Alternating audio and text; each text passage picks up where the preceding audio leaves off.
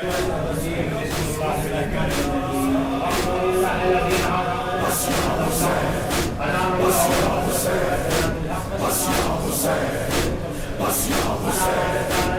بس حسین کی عطا، یہ بس حسین کا جگر، جو کر دیا وہ معتبر، جو دے دیا تو حسین کا کرم کسی پہ ہو گیا، اگر ملے کسی کو بالوں پر، کسی کو مل گئے پسر بنا دیا۔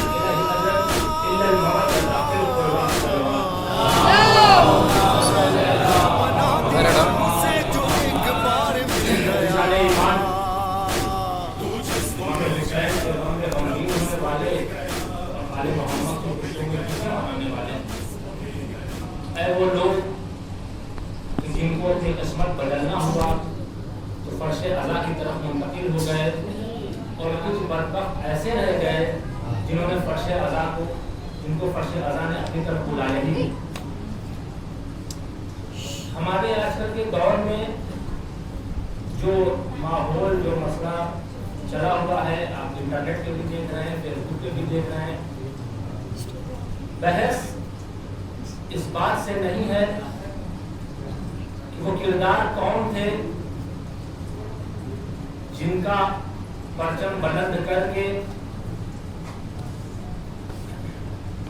ظلم اپنے کیے ہوئے حرکات کو، اپنے کیے ہوئے مظالم کو چھپا رہا ہے۔ ایسا ہوا کیوں؟ ایسا ہو اس لیے رہا ہے کہ ہم نے حسینیت کو اتنا بلند کر دیا ہے کہ یزیدیت کا چہرہ سامنے آ چکا ہے۔ تو جب حسینیت بلند ہو جائے گی تو یزیدیت کھل کے سامنے آئے گی، اور وہی ہو رہا ہے ہمارے آپ تک کے معاشرے میں۔ اس دن اگر میں بات کروں اپنے یہاں کی بلیپور کی، تو ہم اللہ کا بہت بہت فضل و کرم ہوا، شکر استغفار کا کہ ہم نے پورا محرم اطمینان کے ساتھ جیسے جس لیول پر منانا چاہتے تھے اس لیول پر منایا۔ وہ الگ بات ہے کہ جلوس کی شکل میں باہر نہیں آ پائے، مائک کا انتظام نہیں کیا گیا، آواز باہر نہ جائے، لیکن جس کثرت سے ہم نے اپنے گھروں میں فرش عزا بچھا کے خراج عقیدت فاطمہ زہرا کو پیش کر دی، اور کسی دور میں پیش نہ ہو پائی تھی۔ دلیل کیا ہے؟ چھوٹے سے مسئلے سے دلیل آپ کے سامنے رکھتا ہوں کہ اس سے پہلے جب مجلسیں ہوا کرتی تھی تو ہمارے آپ کے یہاں کا جو مجمع ہوا کرتا تھا وہ کہیں 150 حصے میں نپٹ جایا کرتا تھا۔ اس بار جو مجمع ہوا جہاں 150 لگتا تھا وہاں 300 حصے لگے۔ تو وجہ کیا ہوئی؟ کیا لوگ بڑھ گئے؟ اچھا، دوسری چیز آپ دیکھیے امام حسین نے اور اللہ نے کتنا کرم کیا ہے۔ جو فرش عزا آپ کے یہاں 150 لوگوں میں بھر جایا کرتی تھی، وہ 250 لوگ بھی آ گئے تو بھی سما گئے۔ کہاں ہے میرا مجمع؟ تھوڑا سا بیدار ہے، میرا ساتھ ہے، مشکل ہے، بس 35 منٹ، 30 سے 35 منٹ کوشش، اور کچھ باتیں آپ کے ذہنوں کے حوالے کرنا ہے، اس کے بعد میں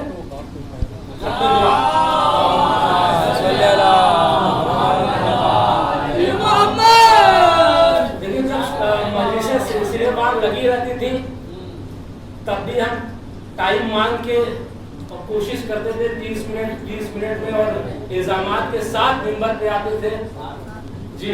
تو اب مجلسیں تو نہیں لگی، لیکن پھر بھی آپ کے چہرے پہ وہ گھبراہٹ کے پسینے نہ نمودار ہو، نہ ظاہر ہو، اس سے بچانے کے لیے 30 منٹ سے زیادہ مجلس نہیں ہو۔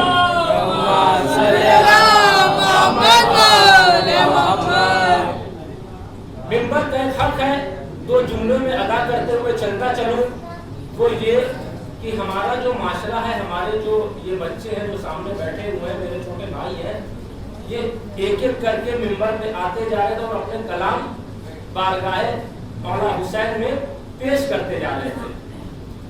میں نے یہ غور کیا کہ جب بھی، اور یہ صرف بات ان کے لیے جو مجھ سے چھوٹے میرے بھائی ہیں، میں ان کو صرف یہ ایڈریس کر کے کہہ رہا ہوں کہ جب بھی کوئی ذاکر، کوئی خطیب، کوئی ثناخوان، کوئی بھی مودد اہل بیت میں اپنے اشعار پیش کرے اگر آپ ان کو سن نہیں سکتے ہیں تو اس فرش اعضاء سے اٹھ کے چلے جائیے، کوئی اعضاء کوئی گناہ نہیں ہے، لیکن فرش اعضاء پہ بیٹھ کے پڑھنے والے کا نقص نکالنا یہ سب سے بڑا گناہ ہے، اس سے باز آئیے۔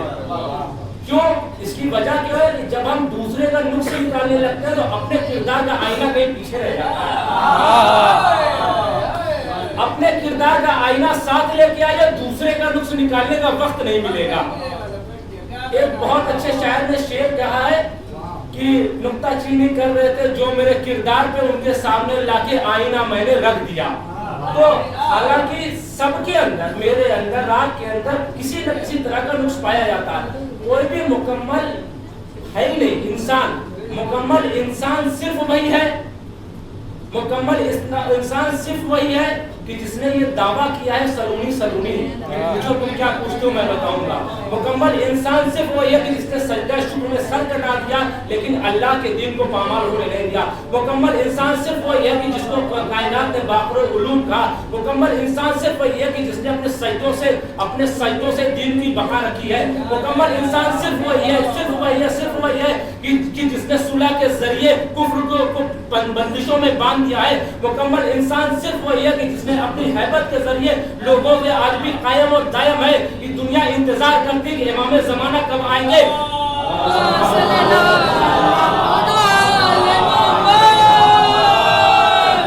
تو یہ راز اللہ کے پاس ہے کہ امام زمانہ کب آئیں گے۔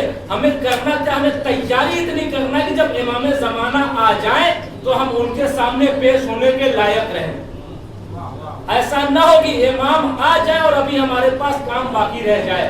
مثلا ایک مثال دیتا ہوں، یہ ایگزام چل رہا ہے اور وقت ہو گیا، 2.5 گھنٹے کا ایگزام ہے، پیپر سبمٹ ہونے والے اور ایگزامنر آپ کے سامنے کھڑا ہوگا کہ لو اپنی کاپی جمع کرو۔ آپ نے کہا نہیں رک جائیے، ابھی 10 منٹ کا ٹائم اور دیے، 2 کوشچن میرے باقی رہ گئے، تو وہاں 10 منٹ کا ٹائم نہیں ملے گا، وہ کوشچن واپس لے لیے، پیپر واپس لے لیا جائے گا۔ اب جتنا آپ کا مارکنگ ہوگی، نمبر آئے گا، اس حساب سے آپ فرسٹ، سیکنڈ یا فیل ہو جائیں گے۔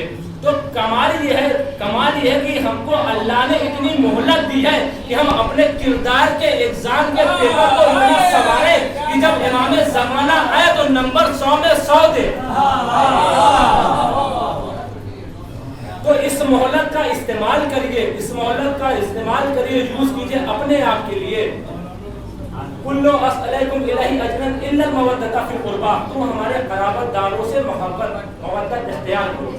عزیزان من، اس مودت لفظ پر اور محبت لفظ کے بہت پہلے گفتگو بہت سارے ذاکروں نے پڑھی اور بہت عالم دین بہت آپ نے سماعت فرمائے ہوں گے، لیکن محبت اور مودت، دیکھیے محبت میں 2 چیز پائی جاتی ہے۔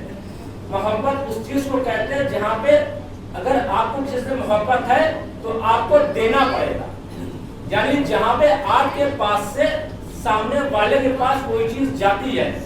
مثلا آپ نے کہا ہم کو فلاں انسان سے محبت ہے، تو جس سے محبت ہوگی، جس سے آپ کو محبت ہوگی، اس کی آپ سے امیدیں لگیں گی اور ان امیدوں کو پورا کرنا محبت کا تقاضا ہے۔ لیکن محبت عشق کو کہتے ہیں کہ جہاں پہ مانگنے والا مانگے گا نہیں، دینے والا دیتا چلا جائے گا۔ یعنی محبت اپنے کمال پہ پہنچتی تو عشق میں تبدیل ہو جاتی ہے، محبت اپنے کمال پہ پہنچتی تو عشق میں تبدیل ہو جاتی ہے۔ عزیزان من، امام حسین علیہ السلام نے درود پڑھنے کے لیے کربلا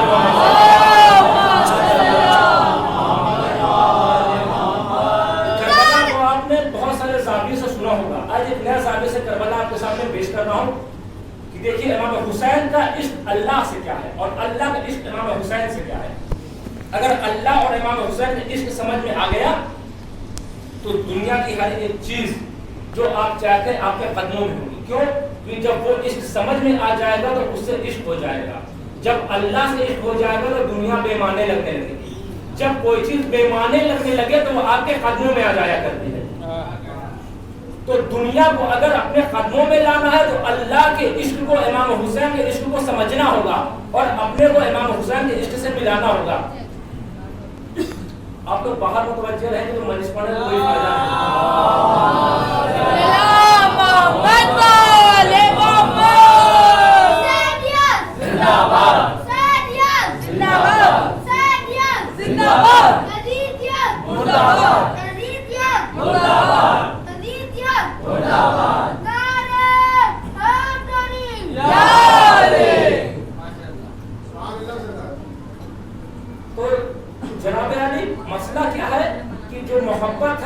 مودت ہے جو عشق ہے وہ حسین اور اللہ کا عشق ہے.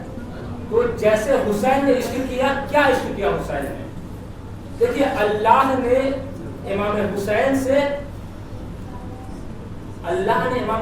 سے جو عشق کیا اور امام حسین نے جو اللہ سے عشق کیا, دونوں عشق کہیں اور ملتے ہی نہیں ہیں. کیسے؟ آپ دیکھیے, اللہ نے جتنے نبیوں کا امتحان لیا, جب سب کا امتحان لیتا گیا, سب کو پاس کرتا گیا, تو کیا کیا؟ سب کا امتحان کیسے لیا؟ اولاد کے ذریعے سے امتحان لیا, مال کے ذریعے سے امتحان لیا, اولاد کے ذریعے سے امتحان لیا, مال کے ذریعے سے امتحان لیا, اور صبر کے ذریعے سے امتحان لیا. تو اولاد, مال, دو امتحان ایسے ہیں جو اللہ سب سے لیتا ہے. کسی کو مال دے کے امتحان لیتا ہے, کسی سے مال چھین کے امتحان لیتا ہے, کسی کو اولاد دے کے امتحان لیتا ہے, کسی کی اولاد روک کے امتحان لیتا ہے. تو جب یہ امتحان کا سلسلہ چل رہا تھا تو کیا خصوصیت تھی جو اللہ نے امام حسین کو جو چیزیں عطا کی وہ کائنات میں کسی کو عطا نہیں کی, اور جو مرضیت پروردگار حضرت علی کو عطا ہوئی وہ امام حسین تک منتقل ہوئی.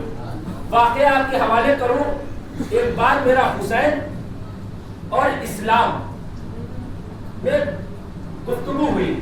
اسلام نے حسین سے کہا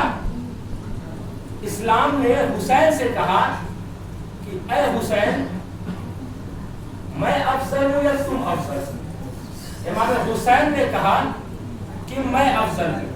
تو اس کا فیصلہ کہاں ہو جائے کہ اسلام افضل ہے یا حسین افضل ہے؟ اس کا فیصلہ ہوگا, کیسے ہوگا؟ اس کا فیصلہ رسول اللہ کریں گے. تو رسول اللہ کے پاس سے آ جائے. اس اضطراب میں, رات کی تاریکی میں اسلام نے حسین سے کہا کہ مجھے چادر دے دے, میں اوڑھ کے سو جاؤں تو میں مکمل ہو جاؤں. حسین نے کہا چادر تو لے لے گا لیکن پھر بھی حسین تجھ سے بلند رہے گا. فیصلہ کیسے ہو؟ صبح نمودار ہوئی, صبح کی اذان ہوئی, اذان ہونے کے بعد رسول خدا مسجد میں تشریف لائے. اب مسجد میں تشریف لائے, حسین نے اسلام سے کہا جا کے دیکھ رسول کی سالم میں ہے. جب رسول کو دیکھا تو ابھی رسول تو نماز پڑھا رہے ہیں, ابھی نماز شروع کی, قیام کیا, سجود کیا, اس کے بعد جب سجدہ کرنے پہ آئے, اب حسین نے اسلام سے پوچھا کہ بتا رسول کیا کر رہا ہے؟ اسلام نے کہا رسول سجدہ کر رہا ہے. اب حسین کا بچپنا تھا, نہیں, امامت کبھی بچپنی اور جوانی میں امامت سے الگ نہیں ہوتی ہے.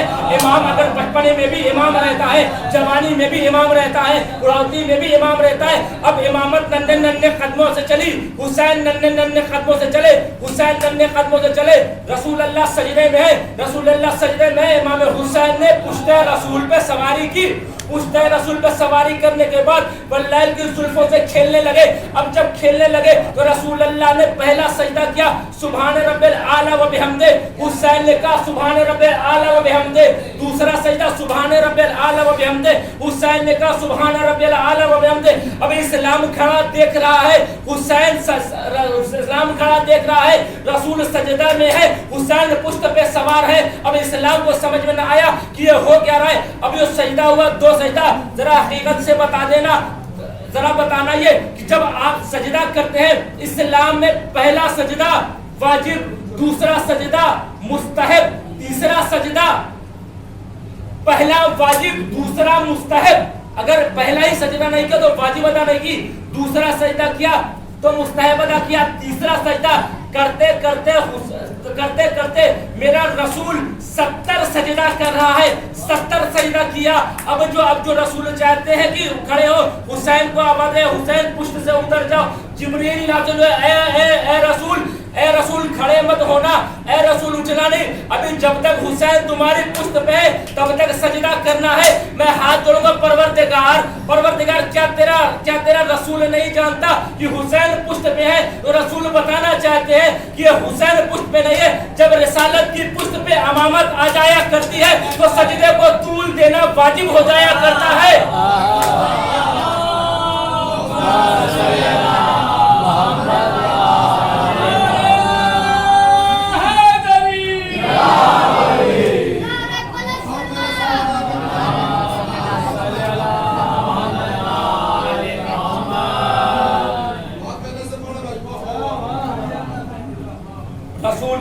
پہ حسین ہے، اسلام کھڑا دیکھ رہا ہے۔ رسول کی پوچھ سے حسین اترے، پہنچے حضرت گرامی کے پاس، اسلام کو ساتھ میں لے کر انگلیاں پکڑے ہوئے اسلام کی۔ اب جو جناب فاطمہ زہرا صلوات اللہ علیہا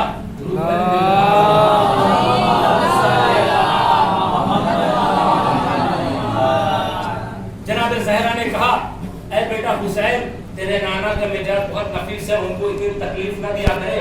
حسین نے پلٹ کے جواب دیا کہ اے اماں، آج 70 سجدے میرے نانا نے کی ہے، اگر وقت آ گیا تو میں 72 اپنے دے دوں گا۔ نظام من امام حسین کا عشق کیا ہے؟ امام حسین کا عشق کیا ہے؟ بس 10 سے 5 سے 10 منٹ اس کے بعد رکھتے ہیں۔ امام حسین کا عشق کیا ہے؟ عشق کیا ہے؟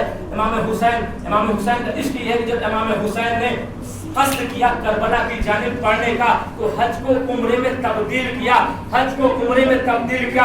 امام حسین طواف کعبہ کرتے ہیں، طواف کعبہ کرنے کے بعد دائیں جانب جناب عباس سے